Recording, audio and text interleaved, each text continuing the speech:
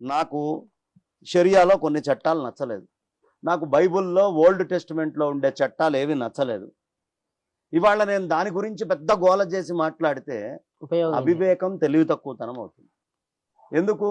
ఇవాళ చట్టం రాజ్యాంగం, Indian constitution, just follow and abide by that.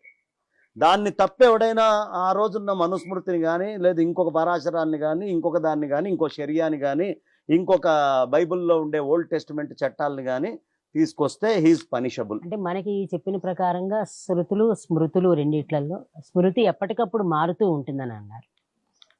శృతులు అంటే ఎప్పటికీ మాననివి అనేది మనకి చెప్తారు, మారవు. అసలు ఈ మనుస్మృతి మీద ఇప్పటికీ ఇంకా ఎందుకు ఇంత చర్చ జరగడం అవసరం అంటారా? అసలు అమ్మ, కలవు పారాశరః అంటే కలియుగంలో అసలు మనుస్మృతిని మన వాళ్ళు ఎప్పుడో బ్యాన్ చేశారు, చేసేసారు. అదే బ్యాన్ చేసినటువంటి వాళ్ళు మనుస్మృతిని ద్వాపర యుగంలోనే బ్యాన్ చేసేసారు. కలియుగంలో పరాశర స్మృతినే తీసుకోవాలి, మనుస్మృతి పనికిరాదు.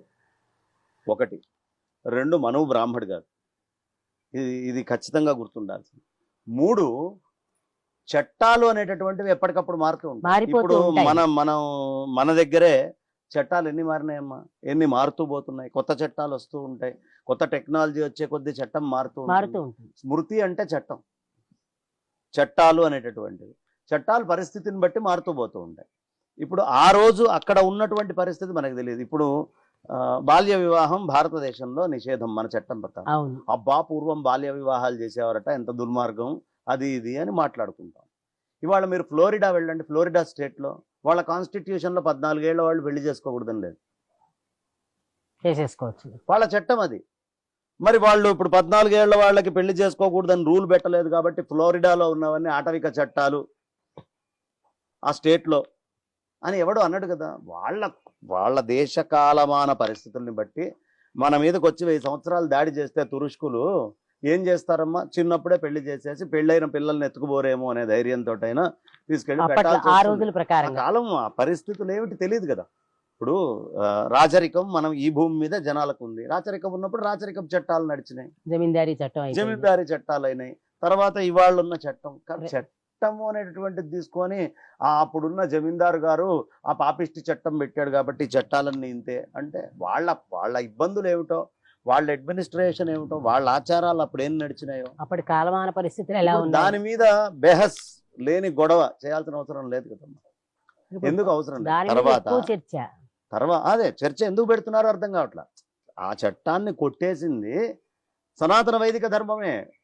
కలవు పారాశర అంటే అర్థం ఏమిటి? పరాశర స్మృతిని తీసుకోండి అయ్యా అన్నారు, పోయింది. అయితే ఏమీ లేదమ్మా, ఈ సమాజాన్ని విచ్ఛిన్నం చేయడం కోసం UK, US, south Korea, Singapore ఇట్లా ప్రపంచంలో అనేక ప్రదేశాలని బేస్ చేసుకొని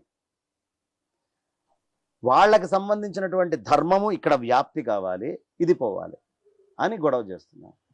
ఇప్పుడు ఈ లెక్కన మనం గొడవ పెట్టడం మొదలు పెట్టామనుకోండి, నాకు షరియాలో కొన్ని చట్టాలు నచ్చలేదు, నాకు బైబిల్లో ఓల్డ్ టెస్టిమెంట్లో ఉండే చట్టాలు ఏవి నచ్చలేదు.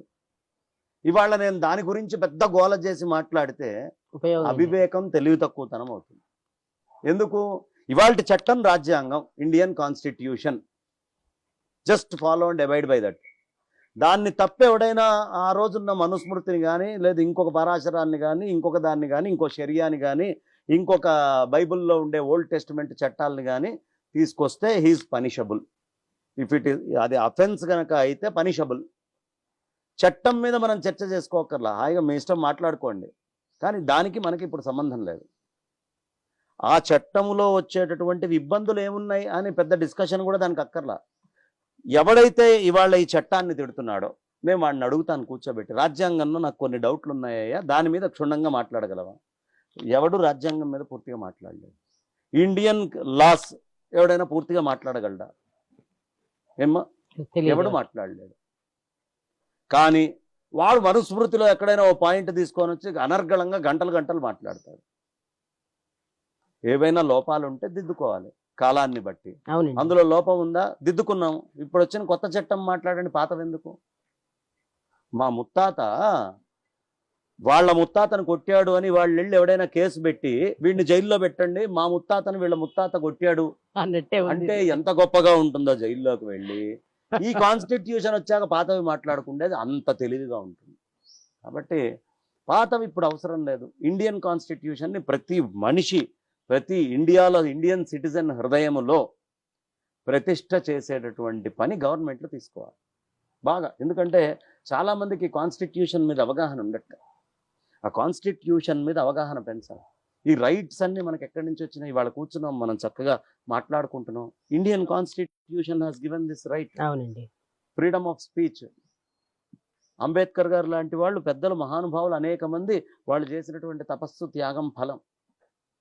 స్వతంత్రం కోసం కొట్టుకున్నాం, కులాలకు అతీతంగా కొట్టుకున్నాం. అవును, గాంధీ గారు అందరం దే కులం కలిసాం. అన్నారు. సర్దార్ వల్లభాయ్ పటేల్ గారు దే కులం అంటారు. నేతాజీ సుభాష్ చంద్రబోస్ దే కులం అంటారు. వాళ్ళందరూ మహానుభావులు, త్యాగం ఇచ్చారు కదా, ఈ ధరిత్రి కోసం ప్రాణత్యాగమే చేశారు కదా.